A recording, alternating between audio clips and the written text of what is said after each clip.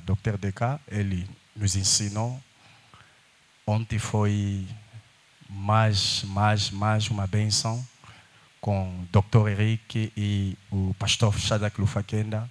Foi muito forte. Ouvimos a palavra de Deus. Ouvimos o pensamento de Deus. Ouvimos aquilo que Deus queria nos falar. E hoje eu fecho, que eu estou a fazer uma conclusão mínima e o Papa vai vir fazer o trabalho. Eu queria lembrar-nos que ontem o Papa tinha nos dito para vir de jejum, porque haverá um trabalho que vai se fazer hoje. Eu, do jeito que estou, até água não bebi, porque eu estou muito ansioso de receber essa impactação. Não sei se do teu caso também é o mesmo, mas eu nem água bebi, porque eu vou receber algo hoje. Será que alguém também está preparado para receber? Será que alguém também está preparado para receber? Glória a Deus. Elohim e os ministérios, definimos o Elohim, definimos os ministérios, definimos o ministério.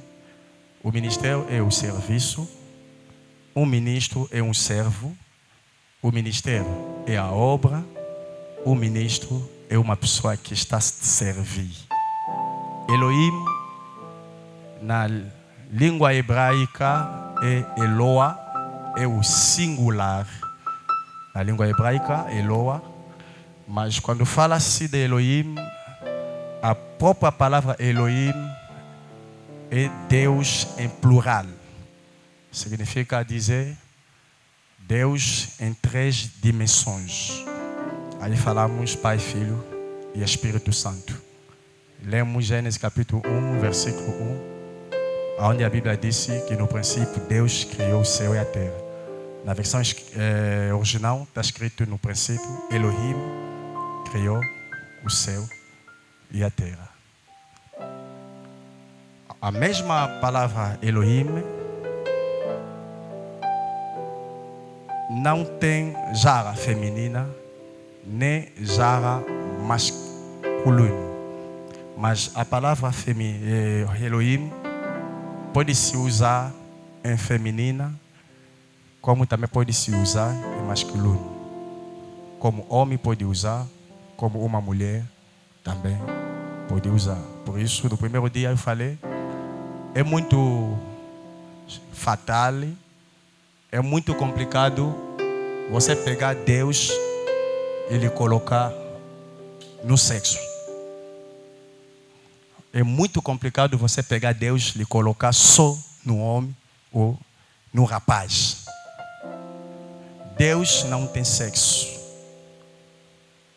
O Papai Deka explicou aqui, disse que Deus não tem a mão, nem a cabeça, nem as pernas. Mas Deus fala a nossa linguagem para nos dar a entender. Porque a nossa linguagem não é a linguagem de Deus. E a linguagem de Deus também não é a nossa linguagem. E se Deus vai falar na sua linguagem, ninguém vai conseguir ouvir. Mas Deus tem que usar a linguagem dos homens para veicular ou fazer passar a mensagem. Quando Deus fala da mão, é porque o homem tem uma mão. Para mostrar ao homem que tudo que são capacidade ou potência que a mão de uma pessoa carrega, Deus também carrega aquilo. Quando fala-se da mão direita de Deus, não é essa mão direita. Quando fala-se que Jesus está sentado ao direito do Pai, não significa dizer que lá no trono do Pai tem trono do Pai, tem também trono de Jesus. Não, é uma linguagem. Quando fala-se do braço direito, isso significa força. Amém? Isso é a força. Por isso a Bíblia disse que Deus não tinha ninguém para lhe ajudar quando ele estava a criar, somente o seu braço direito, que é o Jesus, que é o braço direito do Pai. Jesus já está sentado ao direito do Pai. É o mesmo Pai que ele está sentado, mas Jesus é a força. E quando falamos de Elohim, falamos que o Elohim é o primeiro nome de Deus. É o nome mais alto de todos os nomes. Não há um nome debaixo da terra que é mais do que o nome do Elohim. Falei, quem estuda a Bíblia, quem investiga, vai entender que existe a tradição dos jovistas e existe também a tradição dos yavistas e existe também a tradição dos eloístas. A tradição das pessoas que são eloístas são pessoas que estão baseadas na obra da criação. E a tradição dos yavistas são pessoas que estão baseadas na obra da redenção. Quando se fala da criação e quando se fala da redenção, são duas coisas diferentes. A criação começa do nada para uma coisa, mas a redenção começa de uma coisa para uma outra coisa.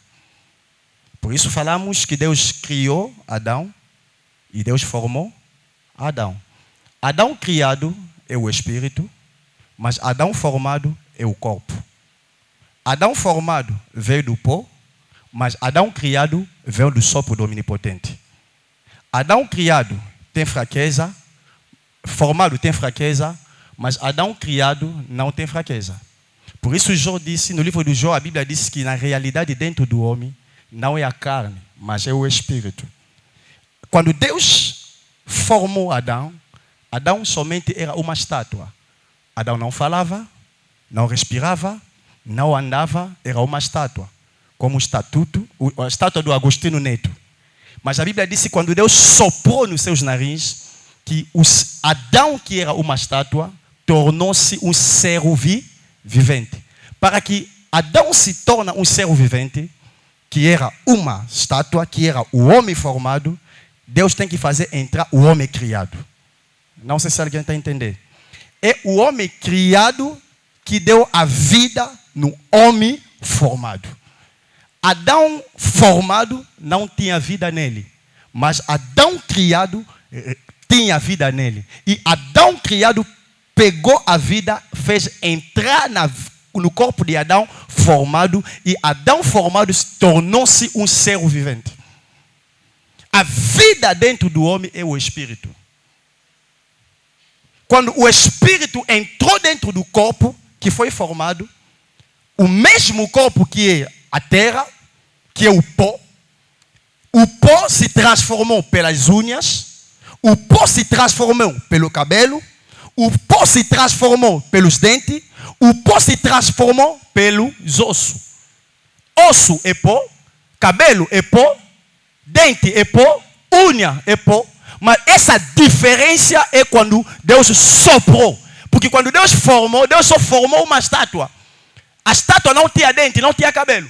Mas o trabalho, a obra do Espírito Santo, dentro de uma estátua, tirou a estátua na fase mortal para uma fase de vida.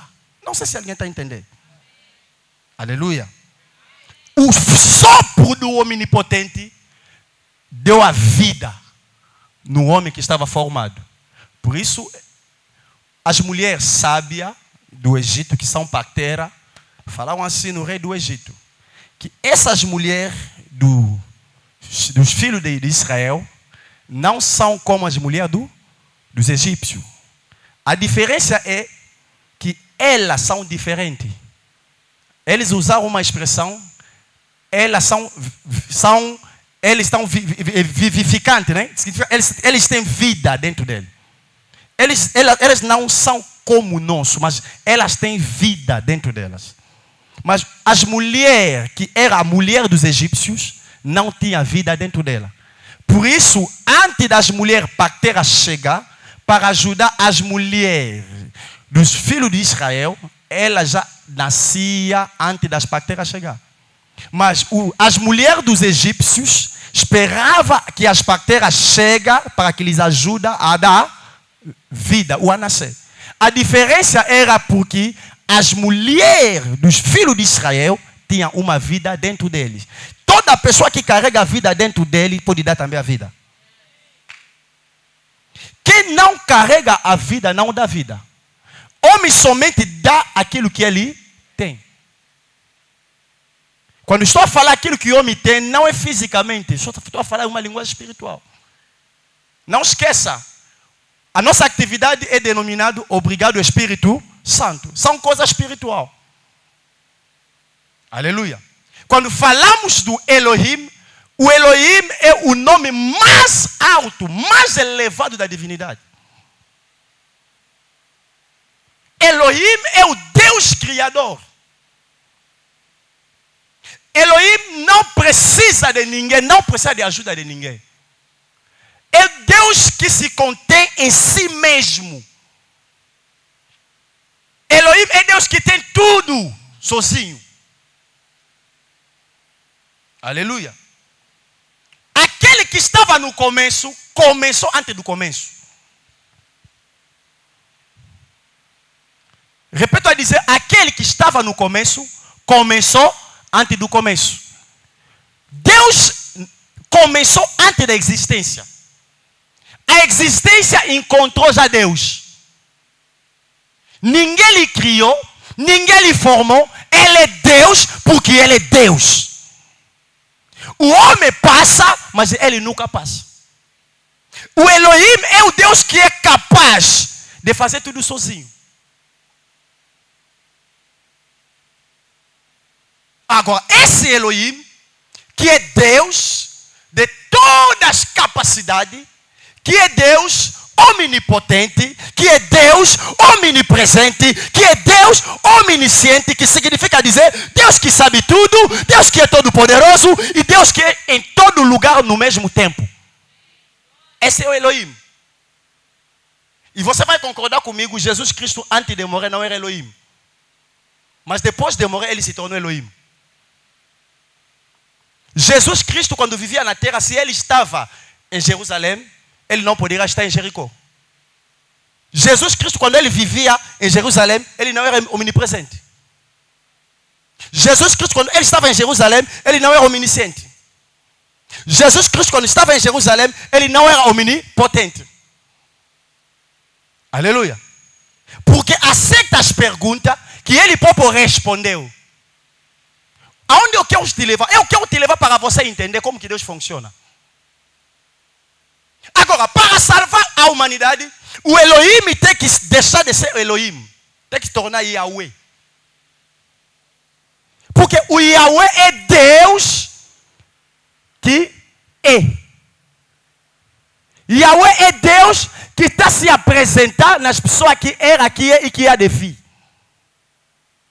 Yahweh é Deus da redenção. O Deus que tem que salvar. E vai salvar quem? Se não há um perdido, não haverá a salvação. Para nós falar da salvação, tem que ter algo que aconteceu. A obra da redenção é porque houve uma obra que foi feita. Todos nós concordamos que Adão, quando pecou, ele foi expulso do jardim. E Deus tem que recuperar o homem que foi expulso para lhe fazer voltar dentro do jardim. Será que alguém está comigo? Aleluia. Agora é aí que Deus sai na dimensão da divinidade, que é Elohimidade. Ele desce na dimensão da palavra encarnada. Deus desce na dimensão da encarnação. Isso que eu falei. A segunda dimensão é a encarnação. A primeira dimensão é Elohim. Mas a segunda dimensão é a encarnação. A encarnação é a palavra tem que se materializar. A palavra tem que se fazer corpo. A palavra tem que se fazer carne. Para Deus salvar, Deus tem que se encarnar. Para Deus salvar, Deus tem que vestir o corpo. Sem Deus vestir o corpo, Deus não salva o homem. Por isso, Jesus Cristo era 100% Deus e era também 100% homem. Porque era muito ilegal, como fala sempre o pastor Esperança Mbacadi, que Deus vem já assim em espírito e começa a operar no meio dos homens. Não, é ilegal. Quem faça sempre isso é o diabo. Mas para que Deus opera no meio dos homens, Deus tem que se fazer quem? Homem.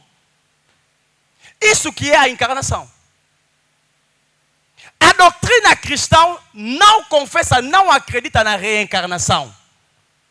Mas nós confessamos e acreditamos na encarnação. Que a palavra pode se fazer carne, a palavra pode se materializar. Por isso a Bíblia diz: no princípio era a palavra estava com Deus, e a palavra era Deus, e a palavra habitou no meio da gente. E essa palavra é Jesus Cristo. A palavra Espírito Santo, rua. Na língua hebraica tudo tem a mesma definição. Por quê? Na língua hebraica, quando fala-se do Espírito, fala-se de rua. Quando fala-se do Espírito, na língua grega, fala-se de pneuma. E quando também fala-se da palavra, fala-se de pneuma. Porque ninguém consegue de ver a palavra, ninguém consegue de tocar a palavra, mas todos nós conseguimos de ouvir a palavra. Isso que foi a conversa de Jesus e Nicodemo. Jesus lhe disse: tem que se nascer de novo. Ele disse: como que eu vou me nascer de novo? Entendi que Nicodemo era doutor, mas era um doutor carnal. Ele não era espiritual. Ele estudou, sabia a lei, mas não sabia da espiritualidade. E Jesus tem que lhe ensinar a espiritualidade. Sim, pode estudar teologia, é bom, mas a teologia não dá ministério. A teologia não torna uma pessoa espiritual. Pode andar todas as escolas da teologia, é bom, mas a espiritualidade e a teologia são duas coisas diferentes. Nicodemo era doutor da lei, tinha conhecimento da teologia, tinha conhecimento da letra, mas não tinha conhecimento do Espírito. Porque a letra não vivifica, mas é o Espírito que vivifica. Eu entendi que Nicodemo andava homem mortal. Seja com o conhecimento que ele tinha. Mas era um homem mortal. Porque não tinha a vida espiritual dentro de si. Jesus lhe disse: o vento sopra, ninguém sabe aonde o vento sai, e ninguém sabe aonde o vento vai. Mas todos nós ouvimos o vento. É assim que tem que ser. Quem se nasce de espírito. Espírito. Quem também se nasce de carne é carne. Jesus queria só ensinar Nicodemo para lhe mostrar como que é o sistema do reino. O sistema do reino não é sistema carnal, mas o sistema do reino é sistema espiritual. Se quer governar no reino de Deus, você deve ser espiritual. Por isso temos muitos cristãos, mas que não são espiritual. Por isso a Bíblia fala de cristão carnal, cristão animais e cristão espiritual. Será que posso avançar? A palavra se encarnou. Filipenses capítulo 2. Começamos no versículo 6 até 11. A Bíblia fala de Jesus. Ele que tinha trono. Ele que era igual a Deus. Mas ele não olhou isso como um lucro, como um benefício. Mas ele se abaixou. Ele tirou toda a glória que ele tinha. Ele se humilhou. Eu falei na quinta-feira, e vai concordar comigo, que Jesus Cristo não só se humilhou, mas Jesus Cristo chegou até ao ponto da humilhação. Vou dar alguns exemplos. Jesus Cristo morreu à frente da sua mãe e à frente das meninas daquela época, nu. Isso é humilhação? É humildade? Humildade? Não, isso não é humildade, isso é humilhação. Nu. A sua mãe está aí e as meninas daquela época também estavam lá. Jesus não morreu com calção. Como nós falamos calção, porque antigamente, quando fala-se de calção chegava até no joelho. Não. Foi a humilhação. Era a humilhação, o Criador ser batido pela sua criação. Era uma humilhação. Mas para que tudo isso acontecesse, ele aceitou. Porque se ele não aceitasse, a obra da redenção não poderia se concretizar. Lembra-te, no jardim o homem foi perdido. O homem foi. E Deus tem que recuperar o Adão que foi fora. Mas quando Adão foi fora, foi soltado. A Bíblia diz que Deus colocou os 2 querubins na porta do jardim para que eles impedem Adão, que eles não tinham acesso de entrar. Adão foi expulso, mas Adão não tinha como voltar dentro do jardim. Para voltar Adão no jardim, eles têm que lutar com os 2 querubins. E os querubins também tinham a espada nas mãos. E quem vai lutar com os querubins para fazer retribuir Adão na sua posição inicial? Não havia ninguém. Nem Elias, nem Moisés, nem um profeta. Por que estou a dizer isso? Alguém pode dizer, não havia ninguém. Adão veio, Moisés veio depois de Adão, sim. Mas quem exerce o ministério, ele, antes de nascer, assiste no conselho de Deus. Jeremias capítulo 23. Você não pode exercer o ministério se você ainda não sentaste no conselho. O conselho existe antes da tua existência. Aí você concorda comigo que todo ministro da palavra, ou todo ministro de Deus, antes dele nasceu, ele já saiu do lugar. Por isso, Efésios capítulo 4, a Bíblia diz que Jesus tirou os cativos e ele deu como os dons. São pessoas que ele tinha guardado, são pessoas que ele reservou para a obra do ministério. O ministro de Deus é uma pessoa que existe antes da sua existência física. Jeremias capítulo 1, versículo 5. Antes que tu nasce, antes que você seja formado, que seja formado na barriga da sua mãe, eu te conheci. Eu te chamei. Eu te consagrei. Você é meu profeta. Antes, da barriga da mãe. Antes de se formar. Significa dizer antes. Isso significa dizer que a pessoa veio de um lugar. O meu antes significa dizer que antes de antes eu também estava no sítio. O ministro sai um sítio antes de vir. Será que estou a falar com uma pessoa? A sua vida, ou a sua existência, não é o fruto da sua mãe e do teu pai. Não.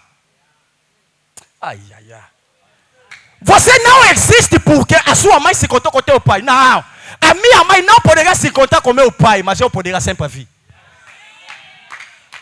Não entendeste bem?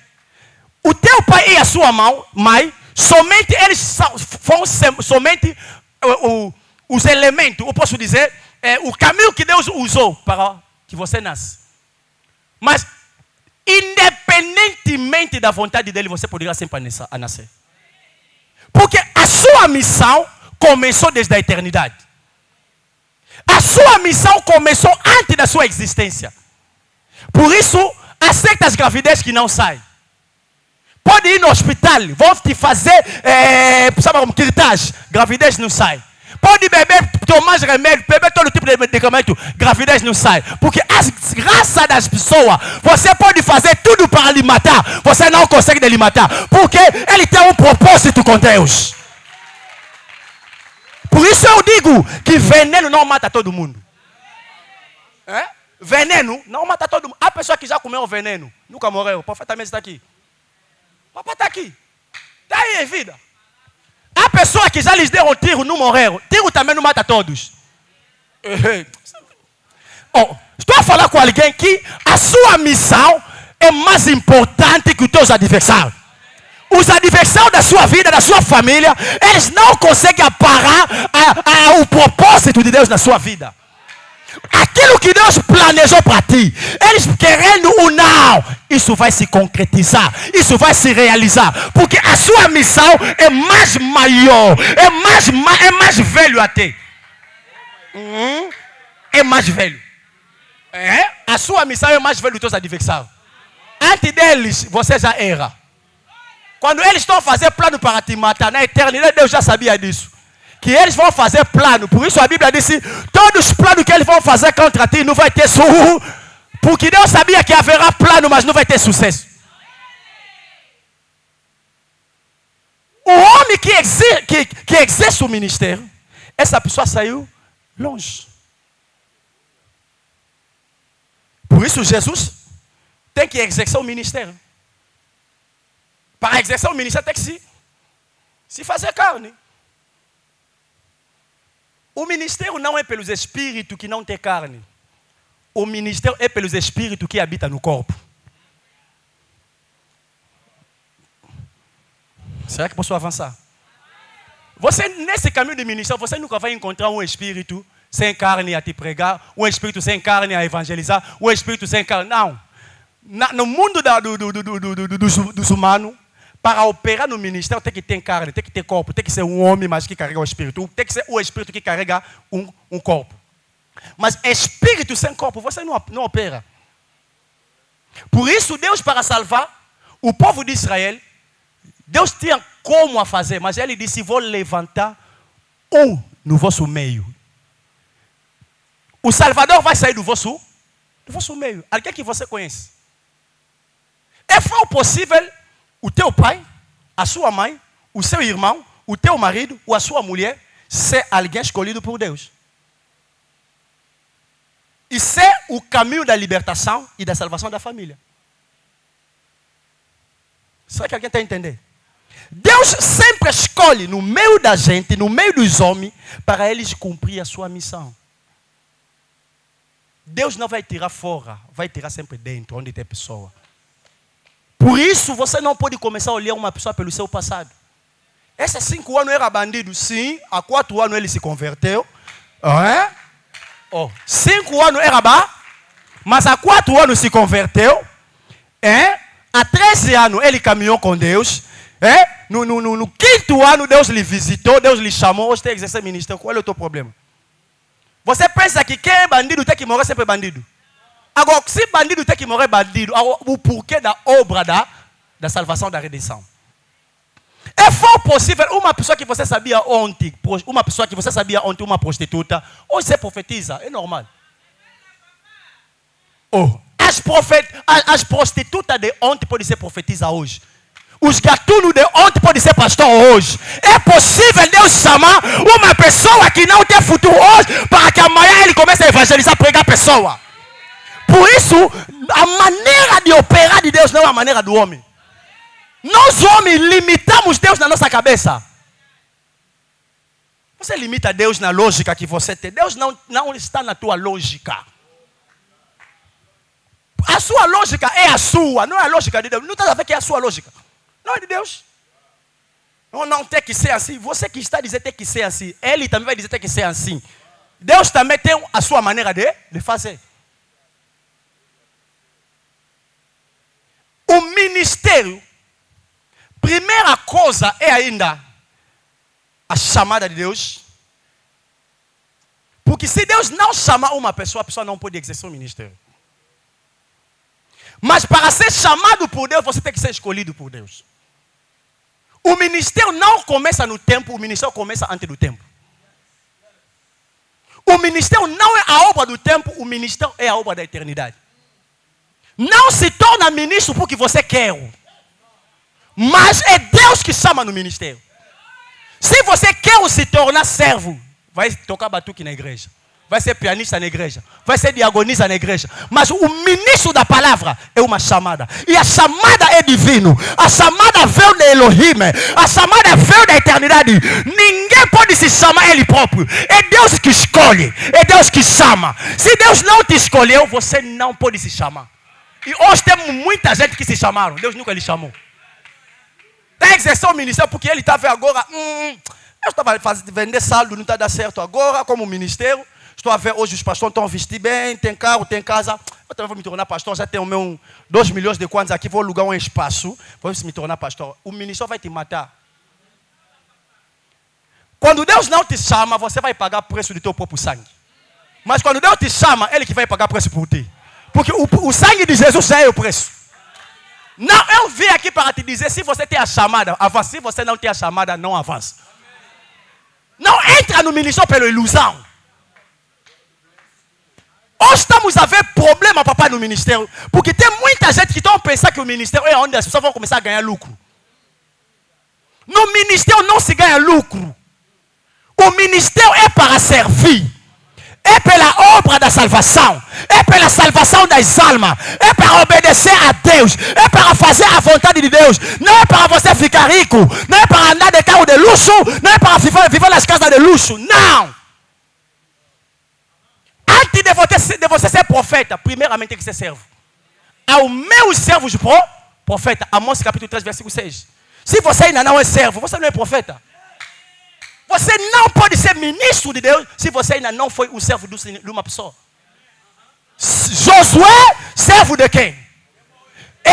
Eliseu, servo de quem? E você, servo de quem? Serviste a quem para você servir Deus? Quem é a sua referência? Quem te fez entrar nesse negócio? Quem te chamou? Quem te ungiu? Quem é o teu pai espiritual? Quem é a sua referência? Quem te gerou? Dormiste, acordaste? Porque trabalha no banco, tens dinheiro, eu sou pastor.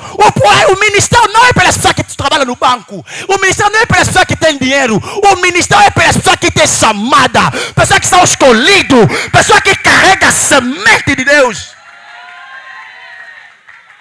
Não se torna ministro porque você ama Deus. Você pode amar Deus. Pode ser patrocinador na igreja, aí também é serviço. Mas aqui no altar, não.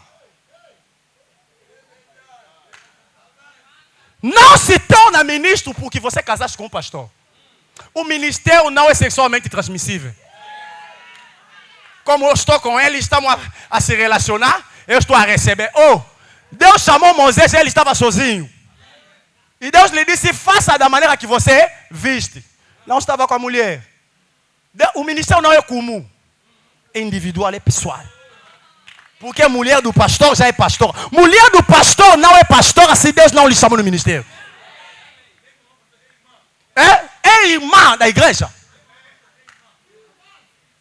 Porque o meu marido é pastor, eu também já sou pastora. Mamãe, deixa já. Pode cantar no coro. O ministério não se transmite pelo sexo. É a escolha de Deus, é a chamada de Deus. Se Deus não te escolheu, Deus não te chamou, não se chama você próprio. Não se chama. Fica com a tua inteligência. Meu Deus, aonde Deus está me levando? O ministério também não é pelas pessoas que se acham são inteligentes. Você pode estudar toda a filosofia. O ministério não é pelas pessoas que pensam que eles têm diploma da filosofia. Há pessoa que nunca chegou nem na faculdade.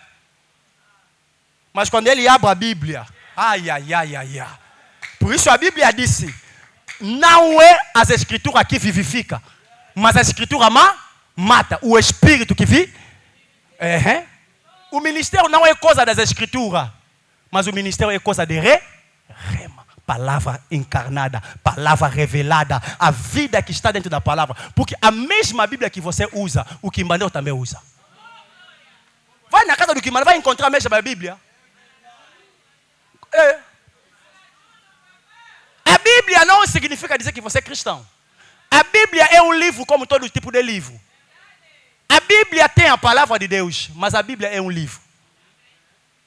Mas por dentro tem a palavra.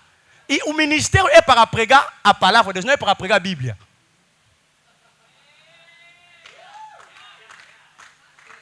O ministério é para pregar a palavra. Porque a palavra ainda da Bíblia não é divino, é biblione, é biblioteca. A palavra Bíblia é biblione, significa biblioteca. E significa o conjunto dos livros. Isso que é a definição da Bíblia. Você pensa que Deus que disse agora é a Bíblia. Não. São maçoretes, que sentaram, eles ajuntaram, eles analisaram, disseram não, é a Bíblia, ajuntaram os livros, fizeram um livro, é assim. Mas o que é importante na Bíblia é o conteúdo, é a palavra. E para você pregar a palavra de Deus, você tem que ter um ministério. Porque se você não tem um ministério, você não prega a palavra de Deus. Você prega a Bíblia. Você pega as escrituras. Afinal de contas, as escrituras não dão vida. Mas as escrituras mata. Te motivo mais uma vez. Você que tem chamada de Deus, avança. Mas vi te desmotivar. Você que não tem chamada, por favor, não avança. Para só aí. Para mesmo, já? Não faça as coisas pela ilusão. Vai vender saldo, manda macaiabu em Benguela. Tem muito negócio que você pode fazer. A pessoa que trabalhava, Deus lhe disse, para de trabalhar, entra no meu serviço. Ganhava dinheiro no seu trabalho, mas Deus lhe disse, para te dizer que o ministério é uma outra coisa. O ministério não se transmite também pelo DNA. Eu apoio 100% o filho do pastor ser pastor se tem a chamada de Deus. Estou a dizer, apoio isso 100%. O filho do pastor ser pastor se tem a chamada de Deus. Mas se não tem a chamada de Deus, não. Vai ser pastor como? Porque o papel é pastor? Não. Hoje temos muitos problemas na nossa nação e na nossa sociedade porque nós queremos colocar pessoa que Deus não colocou. Nós queremos meter pessoa que Deus não meteu. E isso está a estragar. Eu creio que nós precisamos de ouvir os nossos mais velhos. E eles vão sempre nos dizer como que eles nos disseram no princípio. Sabe o que é que faz a nossa força? Eu vou voltar naquilo que o Dr. Henrique falou ontem.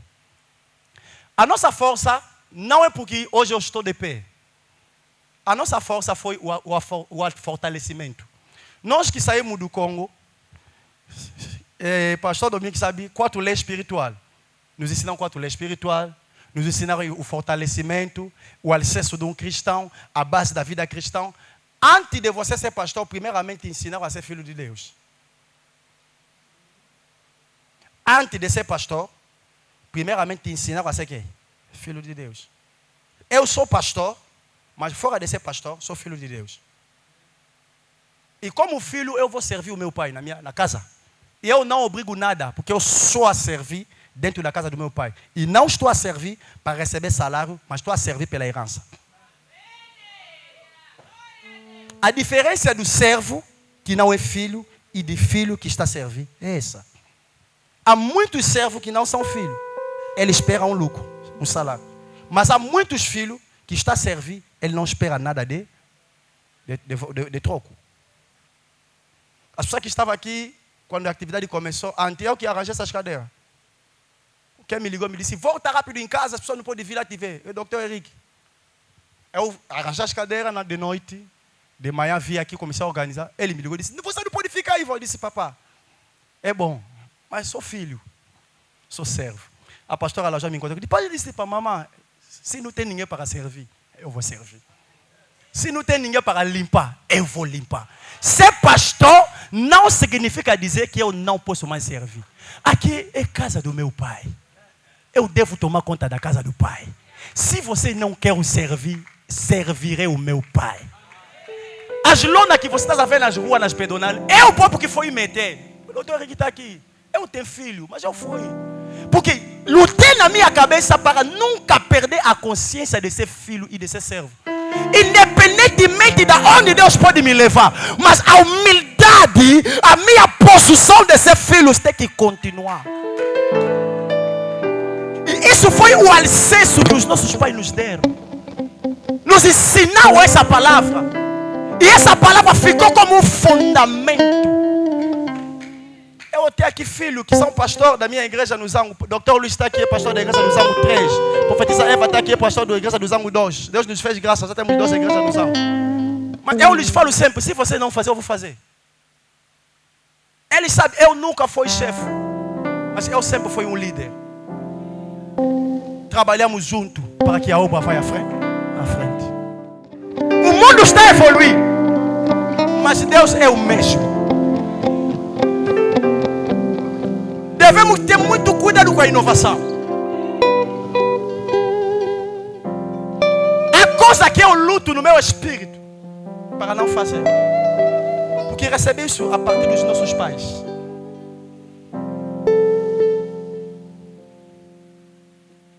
O objetivo dessa conferência é para que o ferro aguce o ferro. É para que nós que somos jovens de hoje, que nós entendemos bem. O nosso papá, patriarca, profeta Mies Antônio, está aqui. O papá está há 45 anos do ministério. Não é 45 dias. Não é 45 meses. Mas 45 anos do ministério. E até agora está continuando a operar. Mas a jovem da minha idade que já morreu, há um ano do ministério morreu, há 5 anos do ministério morreu, há 10 anos do ministério morreu. Porque ele foi procurar, ele queria tocar, ele queria povo, ele queria falar, profetizar, ele queria ter igreja, mega igreja, e ficou maluco. Aleluia. Por isso nós precisamos ouvir os mais velhos, para que eles nos mostrem o caminho. Jovem irmão, que é mais velho de mim, que é mesma geração comigo, que é menor da minha geração. O ministério é mesmo o ministério que os nossos pais nos pregaram. Não é isso que estamos a ver hoje. Papa Bissolobana, não tem que saber o sonho no ministério. Quero dizer que hoje nós, os filhos, estamos a envergonhar os pais. Porque coisas que estamos a fazer não são coisas que nos ensinaram. Vou acabar aqui para falar do profeta Mies. Vou falar dele 5 minutos. Profeta Mies, pela primeira vez que eu conheci o profeta Mies foi em 2009, no sonho. 2009, na igreja do pastor João Tiago Bubo. Eu que fui moderador naquela conferência. Eu não conhecia o papá. Ouvimos a falar e conheci o papá. E naquela época a gente não tinha como se aproximar, porque não era fácil se aproximar. Ouvimos muita coisa. Por isso eu ouvi dizer num jovem que está aqui: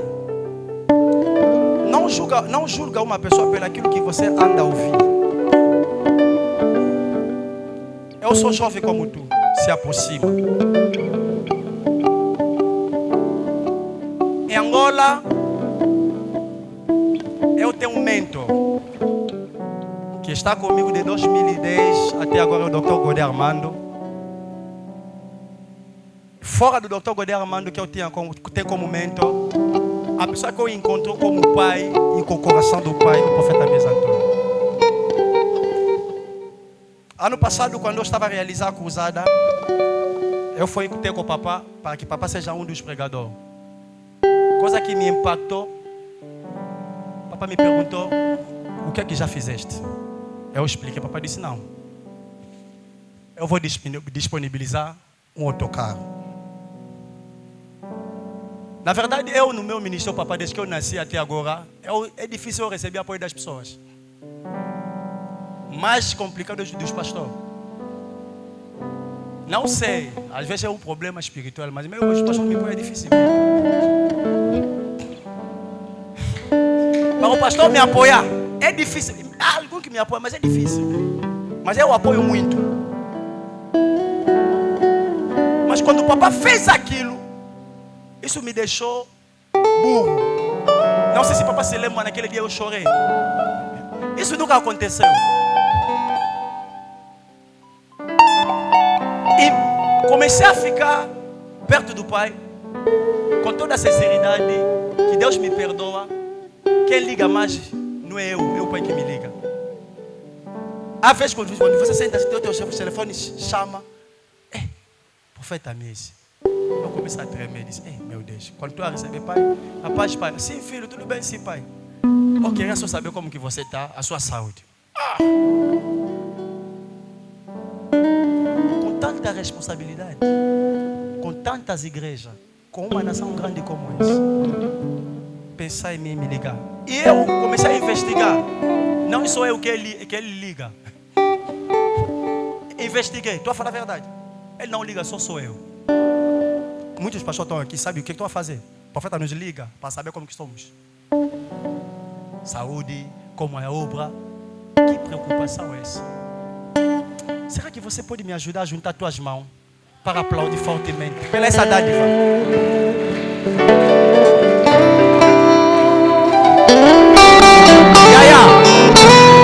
Só o boi a molo com direita na mão aí.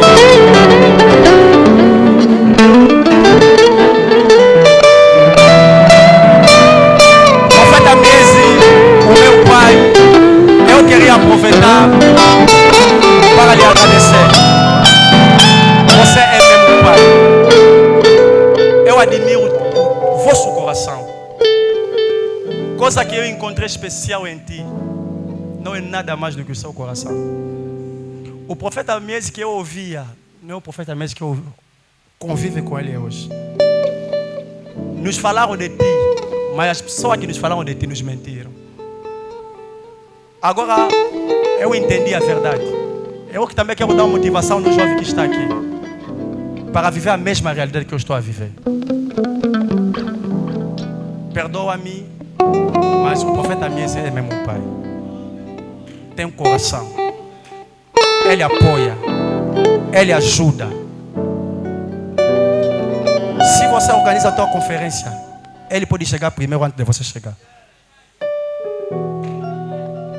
Um senhor, um papá pontual.